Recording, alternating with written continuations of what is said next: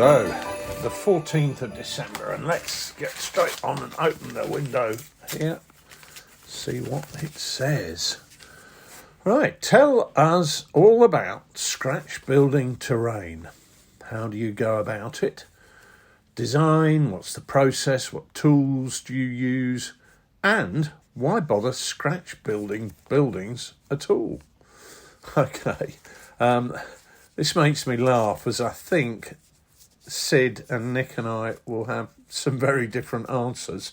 Sid will be planning his project in some flouncy notebook using watercolours to present an artist's impression before sourcing the finest materials and making each piece with millimetre tolerance, whereas Nick, on the other hand, will simply find something in a dustbin and pour super glue all over it. Whereas I think I'm probably in a sensible middle point. I don't fool myself that I'm Christopher Wren with arty-farty plans.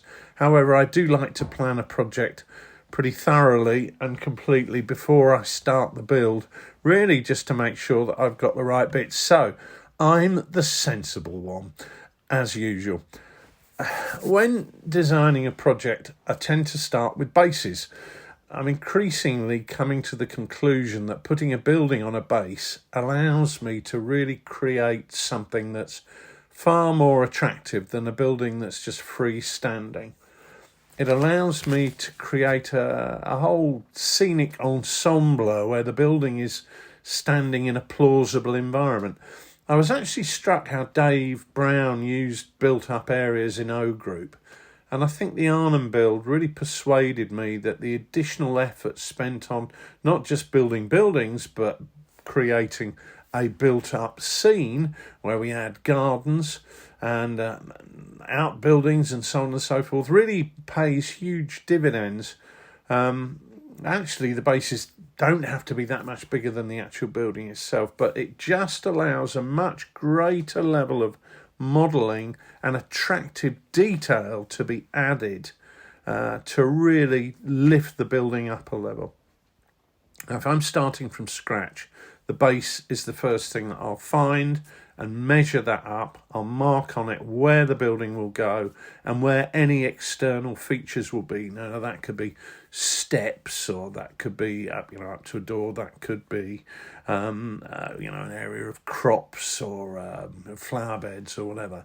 So I'll get the whole thing just sketched out. And what I tend to do is use a big thick Sharpie marking pen and just scribble that on the base to get that whole layout done. And that then becomes my design plan that I work from. And the great thing is I'm not having to scale any drawings. I've got the whole thing there. It's on the base. I can use that base constantly as the ruler that I'm measuring things up against.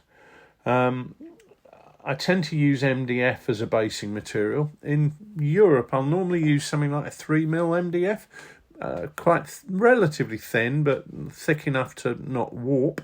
If I'm going further afield, I tend to go thicker, something like a 9mm base, because the sturdier the base is, the better.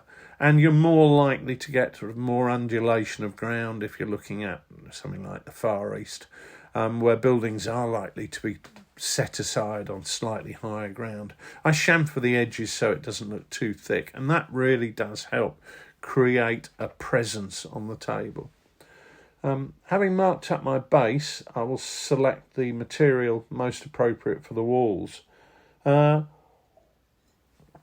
Usually, I use foam board as it's easy to cut, but I have used alternatives. I mean, MDF is an obvious one.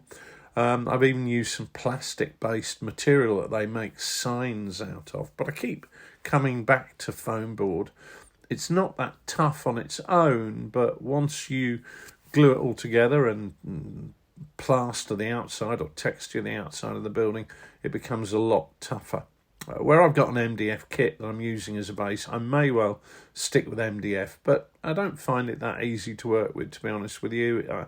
I tend to like to cut with a scalpel or craft knife, but if that's MDF, I'm then into the realms of hacksaws, and I can't really do the fine detail. And if you're a millimetre or two out, the whole thing is very, very difficult to adjust to get it precise, whereas with foam board, nice and easy.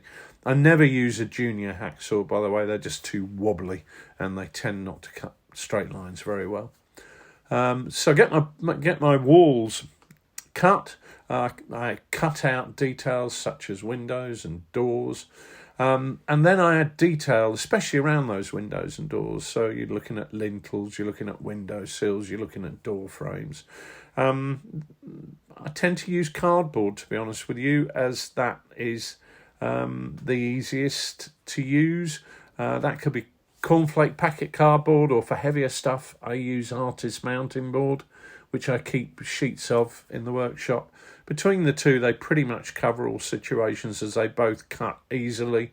If I'm doing a wooden building, you can also use cardboard for that, although to be honest with you, I tend to find that if I'm doing wooden buildings, I prefer to use balsa wood, because it's a wooden building and it looks a lot more wooden if it's made of wood. So that allows me to put the detail on my walls. For the roofs, I use Wills sheets a lot. They cover several sorts of tiles and also corrugated iron. And they cut very easily with scissors, which is great when you're scratch building something.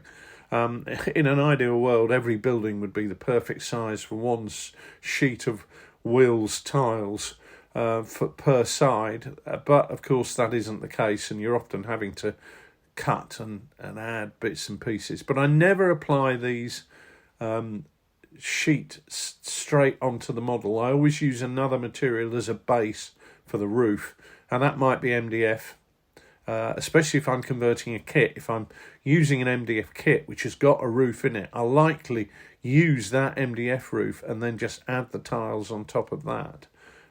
If I'm building something from scratch, then artist mounting board provides a decently rigid roof, especially once the tiles are attached to it. For thatch, I've seen a lot of people get great effects with teddy bear fur, and I really do mean great. However, when I do it, it tends to look like a drowned dog has been chucked on top of the building. So I've given up on even attempting that, and I use milliput, which I apply, rolling it in sausages and pressing it on and then scoring it to get a thatched effect, which is a degree of work, but when it dries rock hard, and that then creates a very robust building, which will survive a lot of the travelling that my buildings have to do. I've also used pan scourers effectively. They are very quick and they are easier, but they're not always so pretty, but sometimes they are. So it's just a case of choosing the right tool for the right job. Once the roof and walls are on, I then plaster the building if that's relevant. If it's a wooden building, it's not. But I tend to use interior grade filler, usually ready mix, which I apply often with a butter knife and then smooth it with a wet finger. I sand it to a smoother finish once it's dry, but I don't try and get perfection, because really it's the imperfections that can make our buildings look unique. And especially when we're looking at buildings built before the mid-20th century, a lot of the times you're going to see buildings where plaster is blown due to dampness and imperfection. It actually allows us to paint to reflect and highlight that. I use the same filler to hide any gaps on the roof where I've joined sheets of tiling together. I used to use green stuff, but filler is so much quicker and easier that I just don't bother going down the more expensive and more time-consuming route.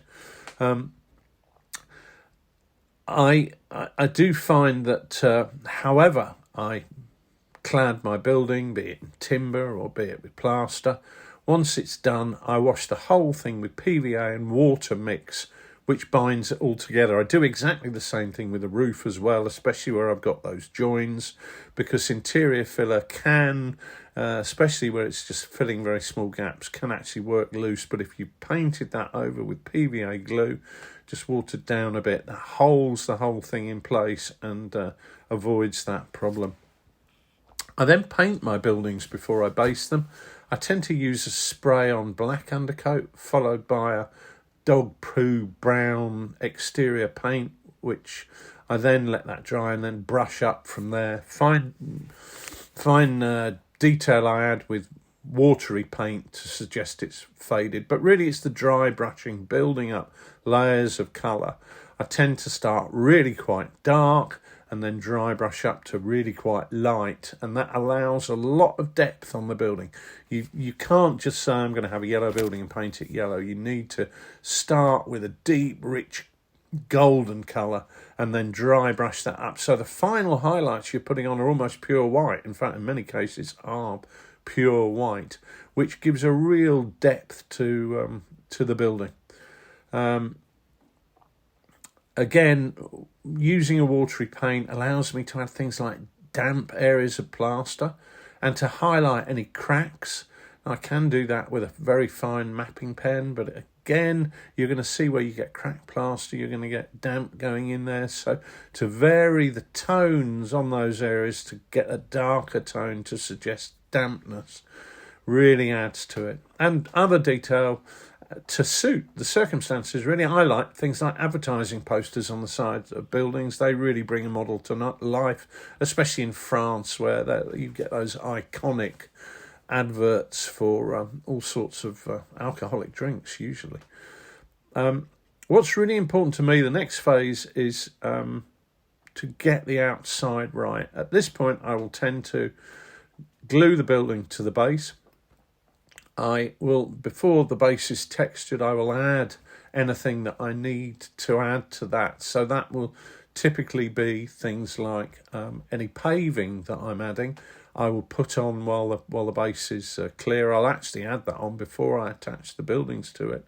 If I want to create any areas where crops are being grown, so small gardens, I'll actually use hot glue guns, running lines of hot glue parallel to each other to create sort of ridged, ploughed garden area, if you like. Not ploughed, but you know what I mean.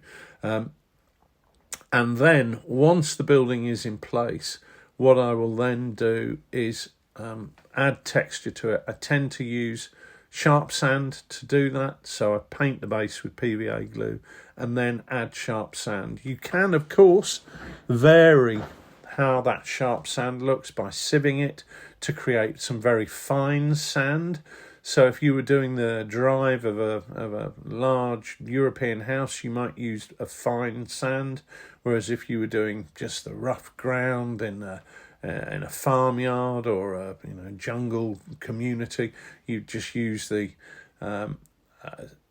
sharp sand as it came straight off. And if you wanted to add areas there where there's a lot of rocks, you can use the sieved rocks from the sharp sand. So sharp sand really allows you to have 3 different grades of material to use. And putting that down with PVA, I glue it on, I put the glue down, I add the sharp sand, and then once that has dried, I paint over the top, again using a PVA water mix, which the sand soaks up like blotting paper, and that then is set like concrete and is a really robust model. Whereas if you don't seal it like that, the sand is likely to start coming away and make a mess. But more importantly, over a period of time, you will just simply lose that texture on the base, which ends up with a rather shoddy looking model. For detail, and the detail is where the devil is, they tell us. Things like dustbins, flower pots, external water tanks, stuff like that. Very easy to keep a box full of that. If I spot stuff that I like the look of on eBay, especially some of the 3D printed companies out there, then I will buy them, even if I don't have an immediate project, and set them aside. Stuff like tank stowage sets can also be great for general bits and pieces to add onto a base. The key with external areas is to think about the building and what its purpose is. It doesn't hurt to engage in a bit of mind-wandering storytelling to get the narrative right. Who lives there? What do they do for a living? Keep it plausible. You won't have a jungle basher with a double garage. Like seasoning in cookery, less is often more. And with a bit of thoughtful additions onto the base, you can turn a building into an evocative small scene that tells a story in its own right. So to answer the big question, why bother scratch building? Well, I guess with the world of 3D printing, able to produce almost anything, that's a valid question. However, I still enjoy scratch building as it allows you to create something completely bespoke and unique. I love having models on my table that nobody else has. I also love having models on my table that look exactly like what I wanted and what I imagined the table to look like.